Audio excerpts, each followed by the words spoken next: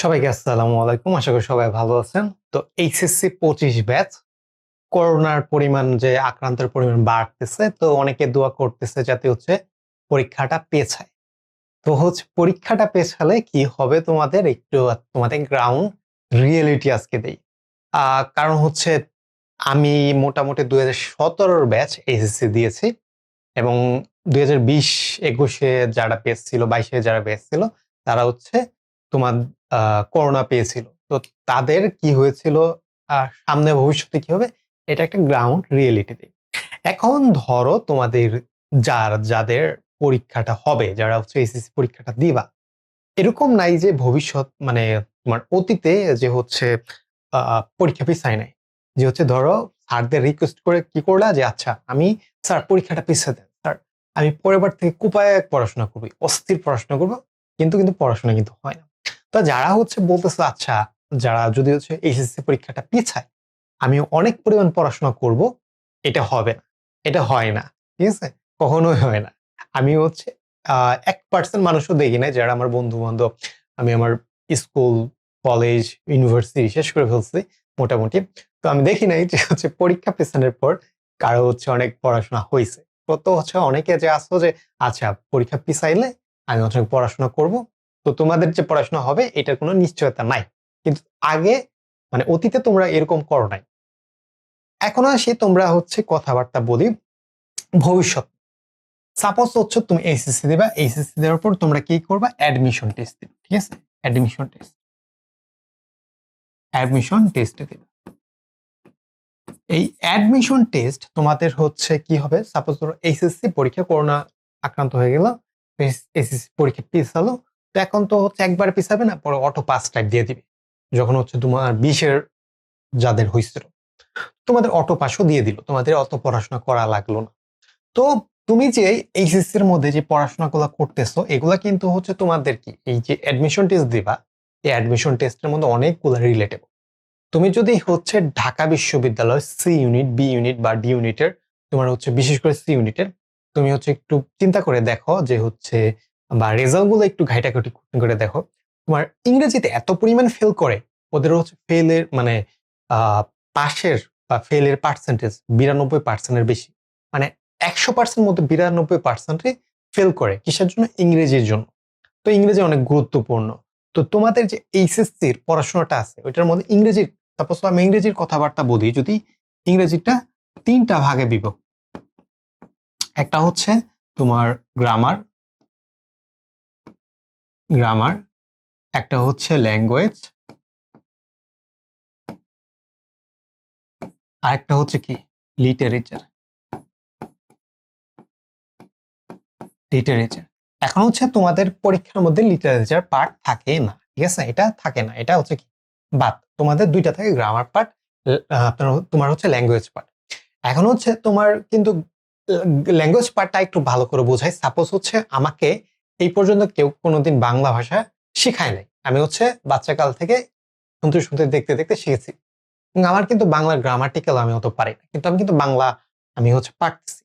ব্যাপারটা ওই জায়গায় তোমার ভাষার প্রতি কতটুকু ক্যাপাবিলিটিস আছে তোমার এইটা শিখা।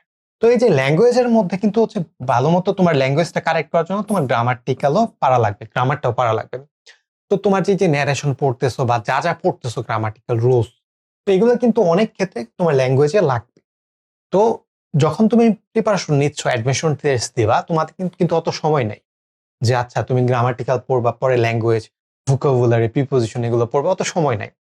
তোমার যারা এখন গ্রামাটিক্যাল শেষ করে রাখবা, পার্ট শেষ করে রাখবা, তখন তোমরা কি ল্যাঙ্গুয়েজে তোমাদের সময় দিবা, জাস্ট ওই জায়গায় সময় দেবা, আর এগুলা কি রিভিশন দিবা। তো যারা এখন পড়াশোনা করবা না, তারা কি ধরা খাবা। কারণ কি, ধরো 50,000 এইবার ঢাকা বিশ্ববিদ্যালয়ে সি ইউনিটে পরীক্ষা দিচ্ছে, হ্যাঁ, ওই জায়গায় সিট কত, 1200 মাত্র, 1200। একটু হিসাব করে নাও কতজন একটা সিটে দেওয়া লাগে, 70-80 জন, আরো অনেক জায়গায় 150-200-র মতো আরো বেশি থাকে, বুঝতে পারছো? তো তুমি যদি অনেকও পারো, অনেকও পড়ো, তোমার ভাগ্য সহায় না হইতে পারে, কারণ পড়াশোনার কারণে টাইম লিমিটেড, রিসোর্সের বেশি বা পড়াশোনা বেশি। এটা কি তোমার অ্যাডমিশন টেস্ট। এখন তুমি ফার্স্ট টাইমে চান্স পাইলা না, আমি ধরে নিলাম তুমি ফার্স্ট টাইম চান্স পেলা না, তুমি সেকেন্ড টাইমে গেলা, সেকেন্ড টাইম সেকেন্ড টাইম, ঠিক আছে? তার মানে কি তোমার এই জায়গায় 1 বছর তোমার হচ্ছে কি লস, 1 বছর লস, মানে 1 বছর গ্যাপ দিয়ে হইলা। প্রথমত ধরে নিলাম আমি পরীক্ষা পিছালো, 25 পরীক্ষা 26 হয়ে নিল, এটার জন্য কি 1 বছর, 1 ইয়ার গ্যাপ। হ্যাঁ, তারপর হচ্ছে তোমার অনেক বন্ধু 1 বছর পর ভর্তি হইলো, তুমি হচ্ছে ভর্তি হইলো না, সাপোজ ধরলাম আমি হইলাম, হইলে তো ভালো। এই জায়গায় হচ্ছে কি আরো 1 ইয়ার গ্যাপ যাবে। তো ধরে নিলাম তোমার বয়স তখন হচ্ছে 22 এরকম, তোমার হচ্ছে গ্রাজুয়েট হইতে তোমার হচ্ছে 4 বছর লাগবে। 4 বছর কম ইউনিভার্সিটি তোমার গ্রাজুয়েট 4 থেকে 6 বছর লাগায় ফেলে অনেক ইউনিভার্সিটি। তারপরে ধরে নিলাম তোমার 4, তো হচ্ছে তোমার 22 তোমার বয়স, তোমার যখন হচ্ছে চান্স পাইছো, আমি কম ধরে নিচ্ছি, হ্যাঁ আরো মানুষের বয়স থাকে, তো হচ্ছে 26। তো এটা আমি ম্যাক্সিমাম মানে মিনিমাম ধরছি, মানুষের বয়স হচ্ছে 27-28 হয়ে যাবে তখন, যদি হচ্ছে মানে এরকম থাকে। এই যে সময়গুলা 1 বছর গ্যাপ গেল, তারপর হচ্ছে 1 ইয়ার তোমার হচ্ছে লস গেল করোনার কারণে, বন্ধের কারণে, তোমার চাকরির ক্ষেত্রে তুমি কি যখন অ্যাডমিশন টেস্ট দিবে, অ্যাডমিশন টেস্ট দিয়ে তোমার অনেকের সরকারি চাকরির প্ল্যান থাকে, তুমি জাজ হবা, বিসিএস ক্যাডার হবা, পুলিশ ক্যাডার হবা, এরকম যাবা, বা হচ্ছে আরো অনেক সেক্টরে যাবা, স্বপ্ন আছে। তখন কিন্তু ওই জায়গায় কিন্তু তোমার বয়স যে এরকম যে বাড়ায় দিবে ব্যাপারটা এরকম না। তোমার বয়স কি 32 পর্যন্তই তুমি হাইস্ট পরীক্ষা দিতে পারবা, এর বেশি দিতে পারবা না।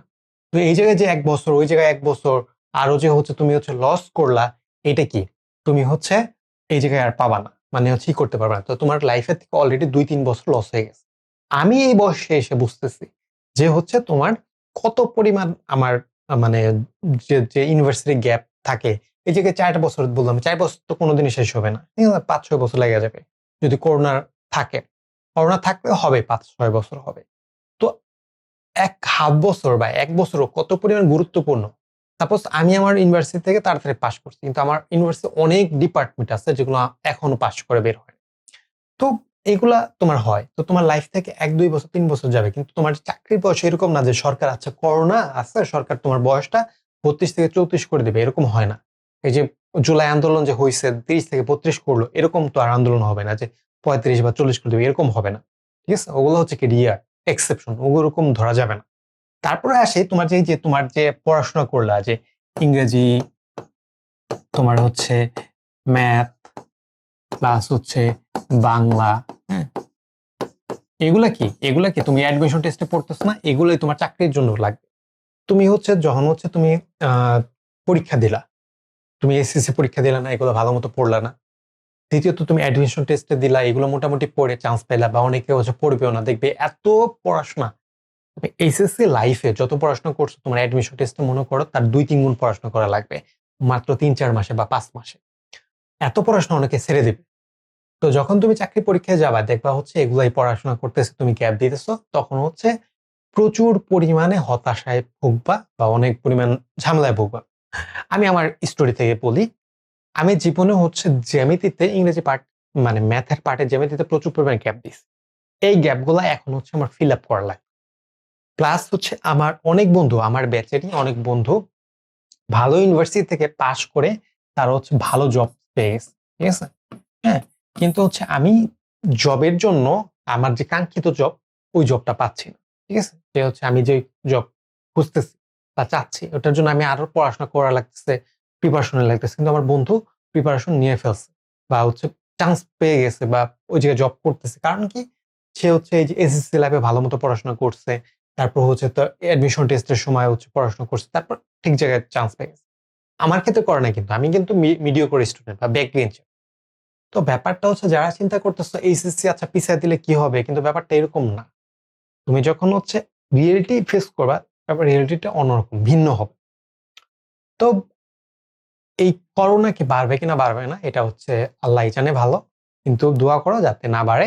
অনেকে আছে যে আন্দোলন যাবে, ঠিক আছে, যে হচ্ছে আন্দোলন গেলে তোমারই অবস্থা খারাপ হবে।